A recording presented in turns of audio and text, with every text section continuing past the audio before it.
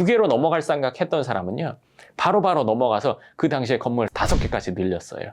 5개 늘렸으니까 어떻게 됐겠어요? 지금 뭘 막겠어요?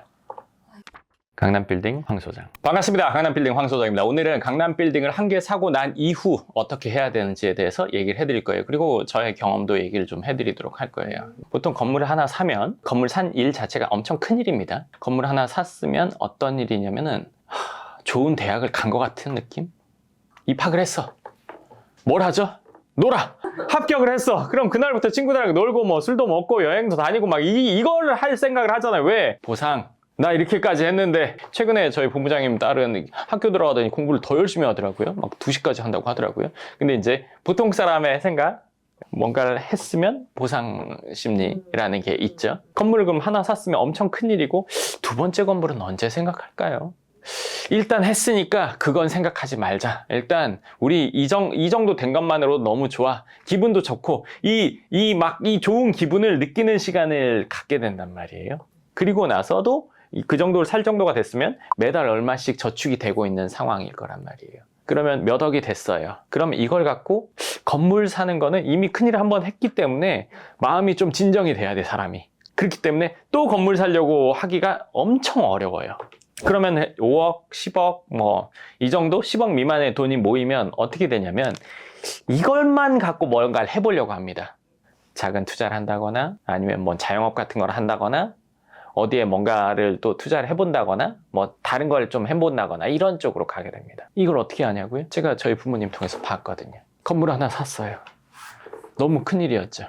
그리고 나서 몇 년 있다가 돈이 모여서 이제 자영업을 하게 됩니다. 사실 거꾸로 간 거죠, 어떻게 보면. 그때는 몰랐어요. 그 자영업을 하면서 제가 그 자영업을 운영하게 됩니다. 식당 운영을. 식당만 했을까요? 그렇지 않습니다. 그 외에 식당 말고 다른 것도 몇 가지를 더 했습니다. 동시에. 그 정도 할 정도면 돈이 좀 모였다는 얘기죠. 돈 번 거를 자영업으로 막 하면서 저도 막 하고 제 동생도 하고 부모님도 막 나와서 자영업이라는 게 요즘도 그렇지만 그때도 쉽지 않은 거였단 말이에요. 그럼 현상 유지하면서 조금씩 돈 벌어가면서, 그리고 좀 잘 된다고 하면 주위에 또 생깁니다. 첫 번째 시작했던 거 말고 두 번째 시작했던 거는요, 그 골목에 그 업종이 한 5개 있었는데 좀 된다고 하니까 2년 만에 13개가 됐나? 막 엉망진창 난리 납니다. 네. 그럼 어떻게 되겠어요? 현상 유지가 어렵죠. 별로 남는 게 없죠. 남는 게 없으면서 어떻게 됩니까? 시간은 많이 들어가요.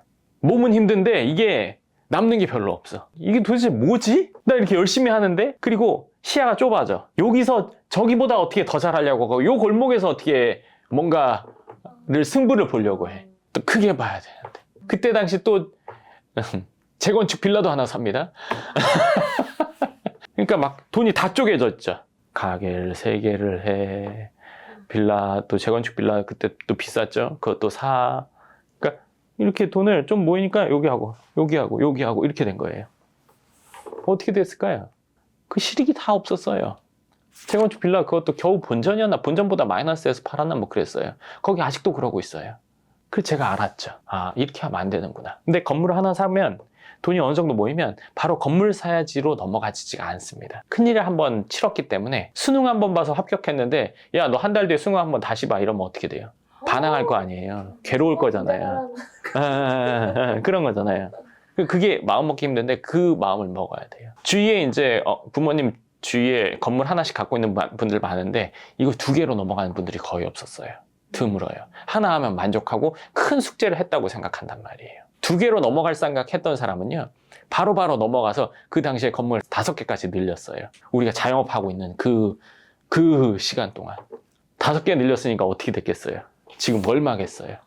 그러면 이걸 했기 때문에 한 번 더 이걸 해야 돼요. 2번째 건물을 최대한 빨리 사보겠다 해야 돼요. 야, 그럼 사람이 너무 쪼달리고 어쩌고 하나만 갖고 있으면요, 이게 발전이 안 돼요. 자산 증식이, 물론 얘가 스스로 증식이 되죠, 물론. 근데 이 활용하지를 못한단 말이에요. 적어도 2-3개는 돼줘야 돼요. 야, 너 너무 강남빌딩 2-3개 쉽게 말하는 거 아니야?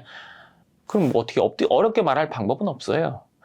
네. 근데 이거를 그런 식으로 생각을 해야지, 잔잔한 거 몇 가지 할 생각을 하면 안 된다는 거예요. 자산을 분산시키면 안 되는 거예요. 어느 정도를 모으면 올인, 그리고 또 모아서 올인하다 보니까 건물이 2개, 3개 된 건데, 예를 들어서 100억인데 30억 가지고 나눠서 뭐 70억짜리 3개 산다. 이거는 바보짓이에요. 정말 바보짓이에요. 왜냐면 그냥 쉽게 말해서 10억짜리에서 제일 좋을 수 있는 위치와 50억짜리에서 제일 좋을 수 있는 위치와 100억에서 제일 좋을 수 있는 위치는 레벨 차이가 한참 난단 말이에요. 그럼 어디에 내 돈을 갖다 놔야겠어요? 제일 좋은 위치. 그럼 합쳐서 제일 좋은 데를 가야 된단 말이에요. 그러니까 돈이 있는데 나눠서 사야겠다. 이거는 정말 하면 안 되는 짓이에요. 그리고 내가 모아서 올인해서 하나 샀어요. 그리고 또 모아서 올인해서 하나를 더 사야 돼요. 한 3개 정도 되면요, 이제 사람이 많이 안정권에 들어서요. 근데 3개 정도가 되면 풍족한 생활의 초입이라고 보시면 됩니다. 그럼 그 건물이 어느 정도 금액대 말하는 거야? 한 100에서 150억 사이 이거 한 3개 정도 있으면요, 풍족한 생활의 초입이라고 생각하시면 돼요. 그걸 마련했다는 거는. 그래서 건물 하나 사고 나서 멈추고 돈 모은 거로 뭐 이거저거 하고 뭐 잔잔한 투자, 이거 절대 하시면 안 됩니다. 큰 투자했다가 잔잔한 투자하는 건 이건 역행으로 가는 거예요. 무조건 역행으로 가는 거예요. 큰 거 했다? 그럼 다시 한번 더 그걸 빨리 해보겠다. 이 마음 먹어야 돼요. 2개 하고 나선 3개 해야 돼요. 이 다음은 어떻게 하냐고요? 그건 다음에 얘기해 드릴게요. 그러면 좀 숨 고를 시간이 필요할 것 같은데 2번째 건물 하기까지 그 시기를 어떻게 잡아야 돼요? 그거는 본인이 할 수 있다면 최대한 빨리 하시면 됩니다. 숨 고르기라는 게 뭐가 필요해요? 일단 있던 돈 다 투자됐고 여기서 나오는 월세, 대출이자 뭐 상쇄되거나 지금 조금 마이너스거나 아니면 좀 남거나 뭐 이 셋 중에 하나인데, 그 상태에서 내가 돈 모여지는 건 그대로 있을 거 아니에요. 그럼 이게 모여진다, 그리고 얘가 좀 상승해서 대출 여력이 좀 더 생겼다, 합쳐서 바로 해야 됩니다. 물 들어올 때 노져와야 돼요. 근데 지금 강남 건물 사면은 솔직히 마이너스인 경우도 맞아. 있는데 맞아. 2번째 건물 너무 오래 걸릴 것 같아요. 그렇진 않아. 본인이 그러니까 마이너스 된다고 하더라도 올해 금리 2번, 3번인가 낮춘다고 하잖아? 그럼 이거 플러스나 본전되는 시점이 머지 않았단 말이지. 그치? 그러니까 지금 당장으로 앞으로 수십 년이 가는 게 아니니까 할 수 있는 최대한 빨리, 그러면은 금리가 내려왔어. 이거 본전이 됐어.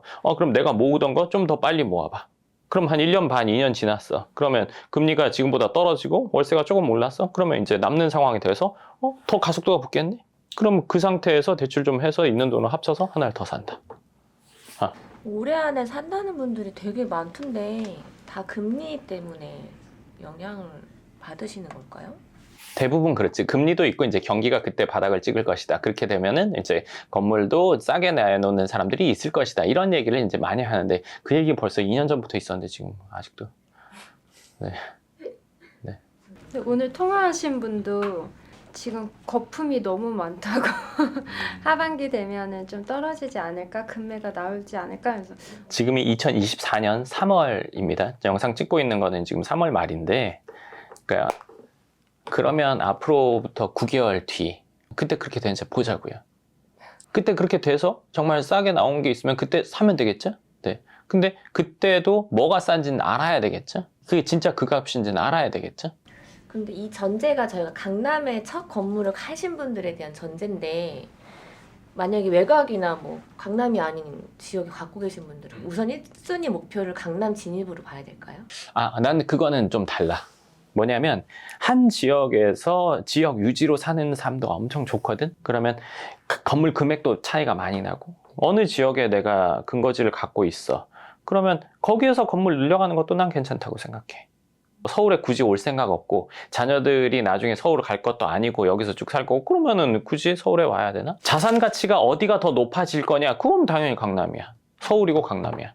근데 나는 여기서 사는 게 행복해. 그럼 여기서 발전하는 게 맞지. 근데 예전에 소장님 영상에서 지방은 나중에 큰 금액대 건물을 받아줄 사람이 없다라고 하셨잖아요. 근데 거기에서 계속 늘려가는 게 맞아요. 개수를 늘려가는 거지. 고만고만한 거를 계속 사는 거지.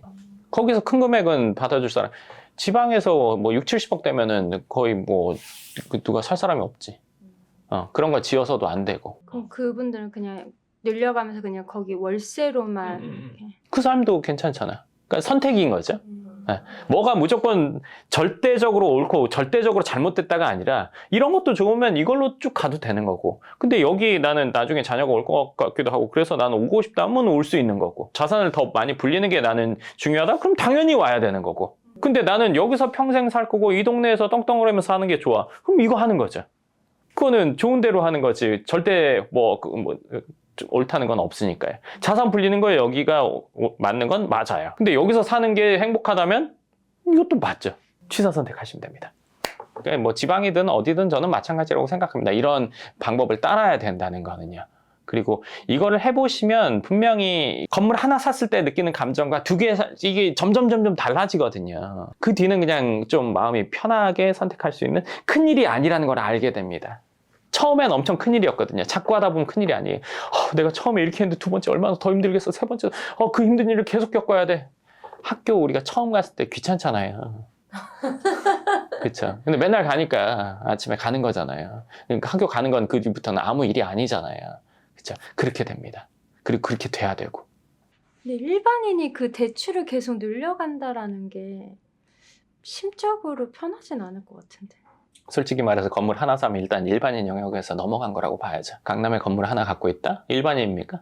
뭐가 일반인이죠? 보통 사람들은 다 꿈을 꾸는 걸 이미 한 거예요. 근데 그게 어떻게 일반적인 일입니까? 네, 강남에 건물 개수한다고 해도 수십만 개 됩니까? 해봐야 뭐 10,000개 미만일 텐데 5천만 중에 만. 혹시 그러면은 100억대 건물 가지고 있다가 300억으로 그냥 갈아타는 건 어떤 거? 그거는 본인 소득이 어느 정도인지 따라서 본인 소득이 차고 넘쳐서 예를 들어서 양도소득세나 아니면 법인세를 내고도 충분히 커버할 만하다. 그럼 넘어가지. 그러니까 그거는 연예인들이 그런 행동을 하죠. 세금 좀 내도 나는 어쩌서 훨씬 더 큰 거 갈 수 있어. 그럼 가는 거죠. 근데 이제 내가 소득이 그냥 정해져 있다. 그러면 이제 하나 더 사는 게 맞죠. 강남빌딩 황 소장. 그래서 오늘 강남빌딩을 하나 사고 그 다음에 어떻게 해야 되는지에 대해서 이야기를 해봤고요. 그리고 뭐 세계가 넘어갔을 때는 어떻게 해야 되는지에 대해서는 또 다음 영상에서 다른 영상에서 또 이야기해드리도록 하겠습니다. 네, 감사합니다. 그럼 오늘 영상 여기까지 하고 다음 영상에서 뵙겠습니다.